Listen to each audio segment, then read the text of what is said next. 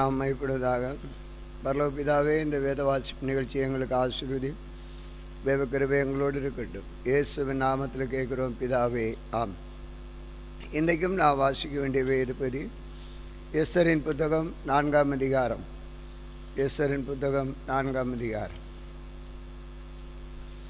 நடந்த யாவற்றையும் மெர்தேகாய் அறிவித்த பொழுது தன் வஸ்திரங்களை கிழித்து ரெட்டுடுத்தி சாம்பலில் போட்டுக்கொண்டு நகரத்தின் நடுவே புறப்பட்டு போய் துயரமுள்ள மகா சத்தத்துடனே அலறிக்கொண்டு ராஜாவின் அரண்மனை வாசல் முகப்பு மட்டும் வந்தான்.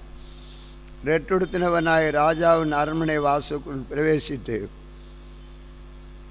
ஒருவனுக்கு உத்தரவில்லை. ராஜாவின் உத்தரவும் அவருடைய கட்டளையும் போய் சேர்ந்த ஒவ்வொரு நாட்டிலும் ஸ்தலமும் உள்ள யூதருக்கும் உள்ள மகா துக்கமும் உபவாசமும் அழுகையும் புலம்பலும் உண்டாக அநேக ரெட்டுடுத்தி சாம்பலில் கிடந்தார்கள். அப்பொழுது எஸ்தரின் தாதிமார்களும் அவருடைய பிரதானிகளும் போய் அதை அவளுக்கு அறிவித்தார்கள். அதனால் ராஜாத்தி மிகவும் துக்கப்பட்டு மெர்தேகாய் உடுத்திருந்த ரெட்டை எடுத்து போட்டு அவனை உடுத்து வைக்கிறதற்கு வஸ்திரங்களை அனுப்பினான். அவனோ அவைகளை ஏற்றுக்கொள்ளாதிருந்தான். அப்பொழுது எஸ்தர் தன் பணிவிடைக்கென்று ராஜாவினால் நியமித்திருந்த அவனுடைய பிரதானிகள் ஒருவனாகிய ஆத்தாகை அழைப்பித்து காரியம் என்ன, அதன் முகாந்திரம் என்ன என்று அறியும்படி மெர்தேகாயினிடத்தில் விசாரிக்க அவனுக்கு கட்டளையிட்டாள். அப்பொழுது ஆத்தாகு ராஜாவின் அரண்மனை வாசலுக்கு முன்னான பட்டண வீதியில் இருக்கிற மெர்தேகாவிடத்தில் புறப்பட்டு போனான். அப்பொழுது மெர்தேகாய் தனக்கு சம்பவித்த எல்லாவற்றையும் பற்றியும் யூதரை அளிக்கும்படி ஆமான் ராஜாவின் கஜானாவுக்கு எண்ணி கொடுப்பேன் என்று சொன்ன பணத்தொகையும் பற்றி அவனுக்கு அறிவித்ததுமன்றி யூதர்களை அழியும்படிக்கு சூசானில் பிறந்த கட்டளையின் நகலையும் அவனத்தில் கொடுத்து அதை எஸ்தருக்கு காண்பித்து தெரியப்படுத்தவும் அவன் அகத்தியமாய் ராஜாவினிடத்தில் போய் அவனிடத்தில் தன் ஜனங்களுக்காக விண்ணப்பம் பண்ணவும் மன்றாடவும் வேண்டும் என்று அவனுக்கு சொல்ல சொன்னான்.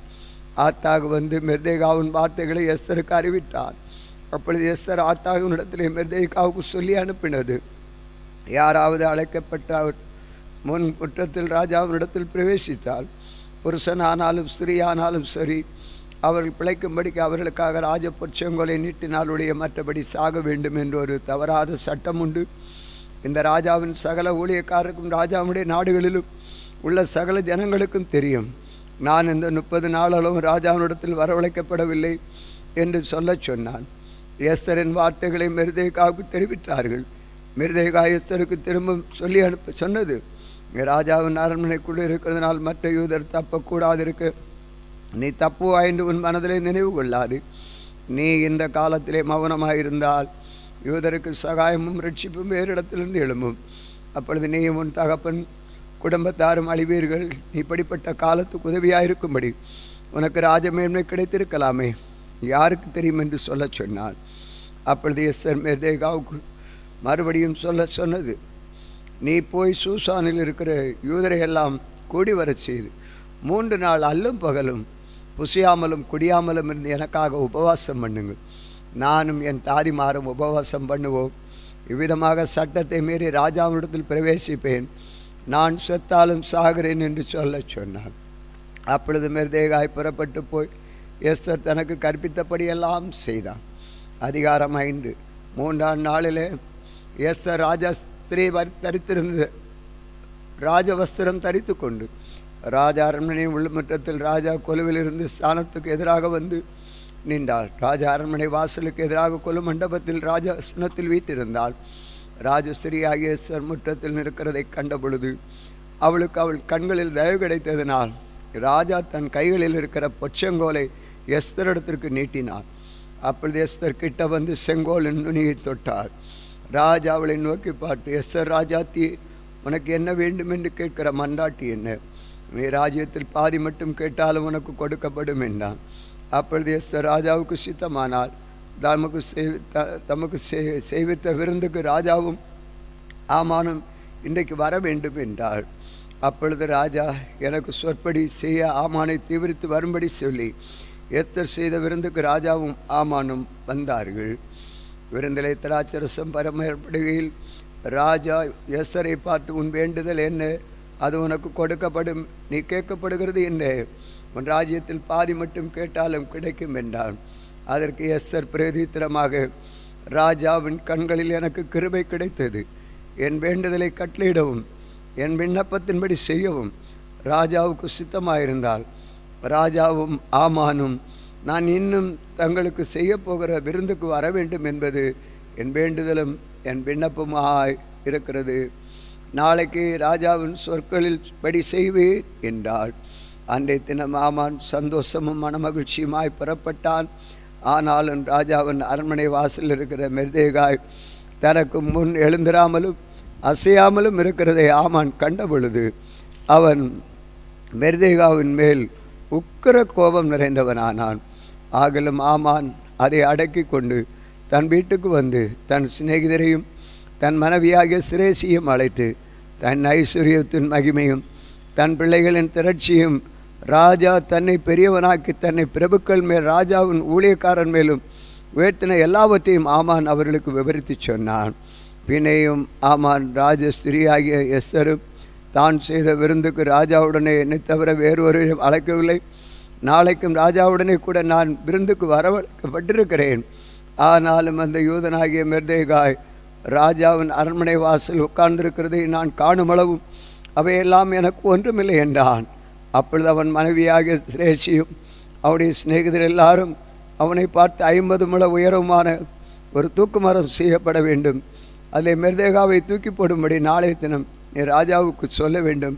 பின்பு ராஜா சந்தோஷமாய் ராஜாவுடனே விருந்துக்கு போகலாம் என்றார்கள். இந்த காரியம் ஆமானுக்கு நன்றாய் கண்டதினால் தூக்கு மரத்தை செய்வித்தான். அதிகாரம் 6. அந்த ராஜா ராத்திரியிலே ராஜாவுக்கு நித்திரை வராது இருந்தபடியினால்